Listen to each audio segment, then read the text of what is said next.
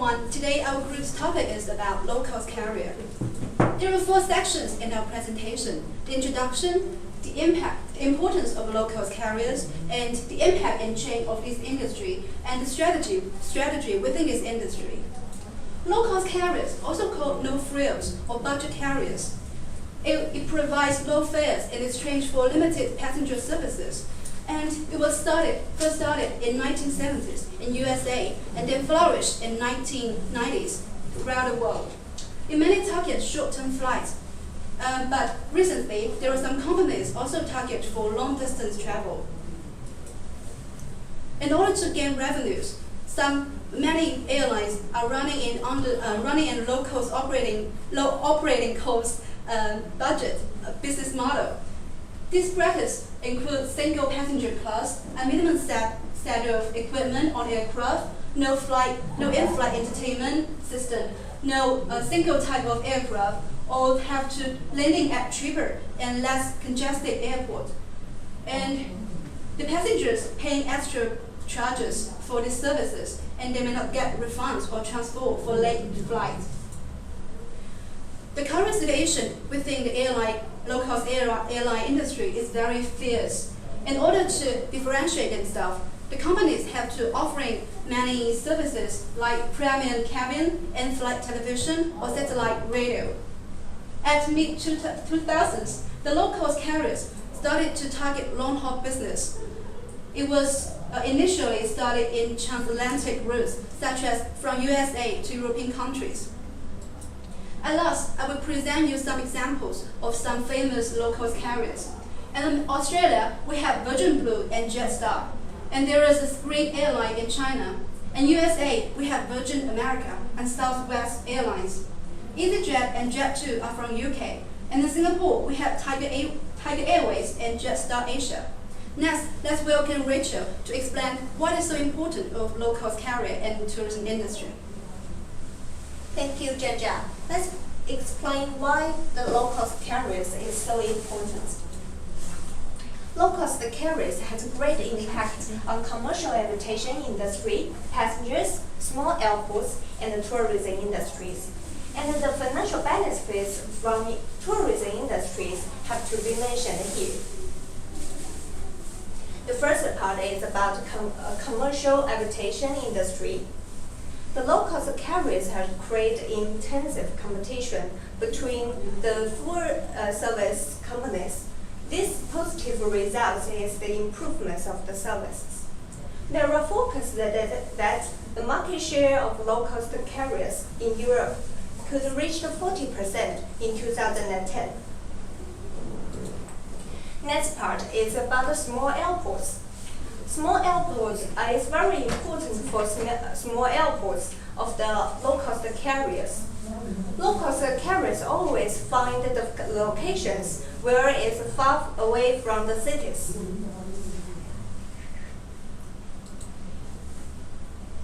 Low-cost carriers is also very important for the passengers. One is travel so often, and another is who are with low budget.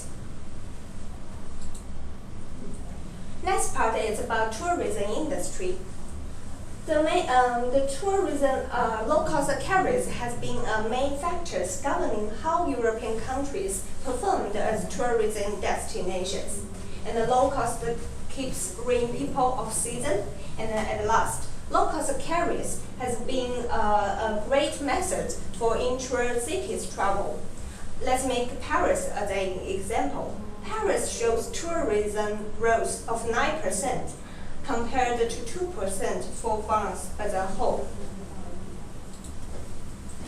The financial benefits from tourism industry has been huge.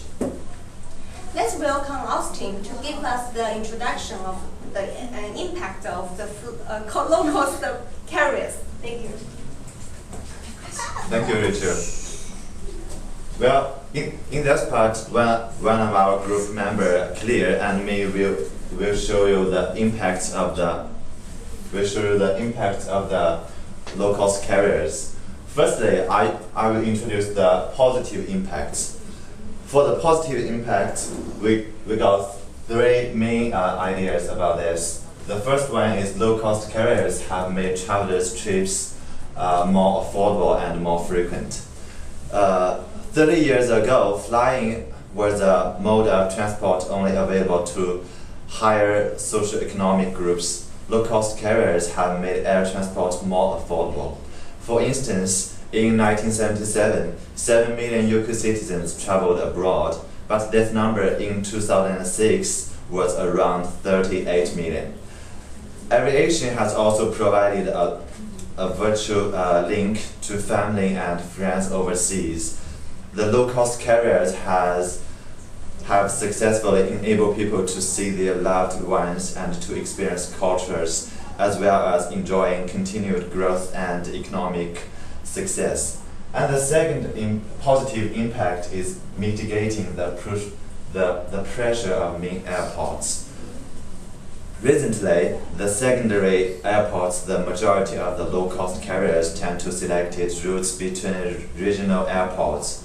These airports are often confronted with tremendous traffic growth, which requires large capital expenditure for infrastructure investments, ensuring passenger rights are upheld, and also especially since some low-cost carriers have different conditions of carry compared to the traditional carriers.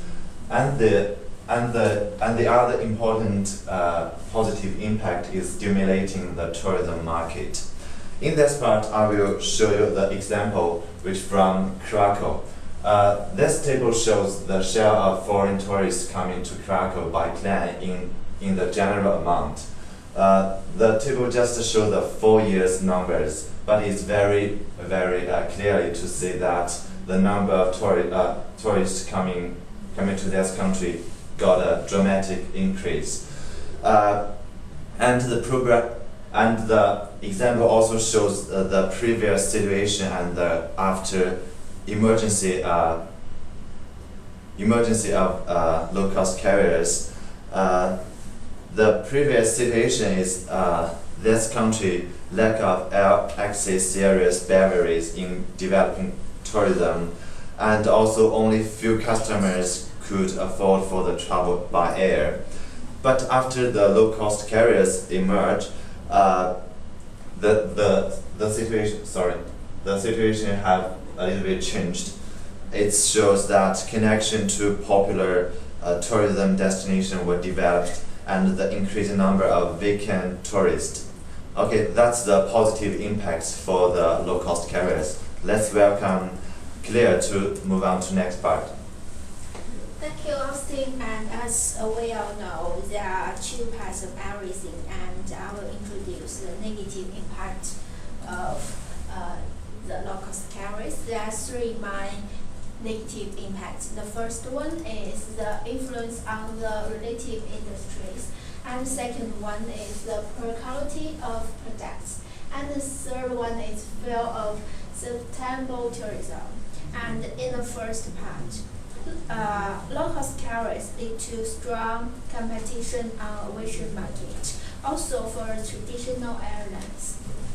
But the full-cost carriers can survive in travel and do not lose too many clients. Low-cost carriers lead to a large extension in number of destinations of civil airports, but the passenger number at traditional airports did not decrease. Consequently, it can be said that low-cost airlines include either an additional demand or one client for the air traffic, which would have gone otherwise by train or car. The success of low-cost carriers give a lot of pressure to other transportations, so they will adopt some method to lead to unhealthy competition. The purpose of most companies is to gain as much as profit from their product. So that leads to the second negative impact, the quality of products. Because of the low cost of the air tickets, the company who want to earn this few profit has to reduce the in-depth of service, such as reduce the number of staff, decrease the standard of food, and use old plans. And the last negative impact is the failure of sustainable tourism. Because of the low price, a huge number of tourists travel to a destination will result in the failure of sustainable tourism. It will destroy the environment, economic, and culture of this destination.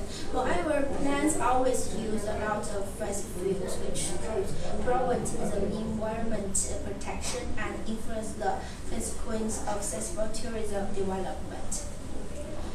So the next part I will show you is the trend and the future. There are two trend and future for the low-cost carriers. The first one is the environmental damage, and the third one is increasing number of customers. The main counter we need to have about low-cost carriers is the fact that they turn the service of fast travel with its environmental damage into a day-to-day service. For more and more people use their service because they are attracted by the low cost. But they widely ignore the increased price for the environment. So that's our impact of the low cost carriers. Then let's welcome Julia to do the next part. Thank you. Thank you, Claire.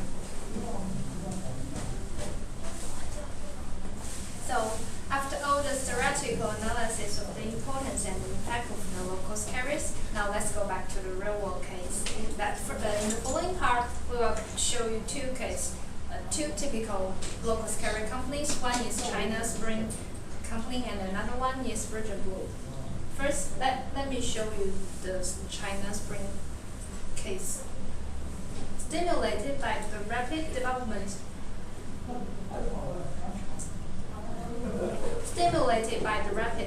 of the nation's economy, China's civil aviation industry has grown substantially. The industry of low-cost carriers was frustrated with several challenges and limitations in China.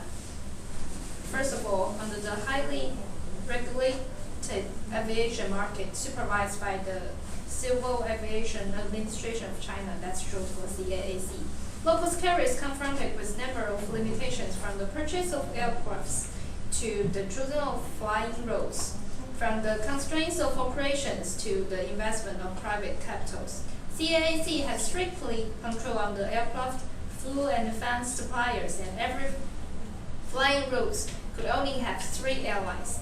Thus, low-cost carriers has little choice on routes while lose competitive advantages on low cost, since the monopoly of the airline supplier market. However, after the entry into the WTO, the airline industry in China has witnessed some deregulations changes. Spring is one of the companies that successfully survived in the low-cost carriers competition in China. It is the aviation subsidiaries of the Shanghai Spring International Travel Service based in Shanghai City. On 18 July 2005, the same day as OCA, the first Chinese private airline announced its decision to abandon the low-cost carriers models. Spring launched its new low-cost operation with a flight between Shanghai and Yantai, which mainly targeted in leisure travelers, businessmen, and young people who like to shopping online. To differentiate its service and to distract the public concern of poor service quality, Spring has created a travel plus low-cost carriers business models with simple style of aircraft, low maintenance fees, and turnaround time.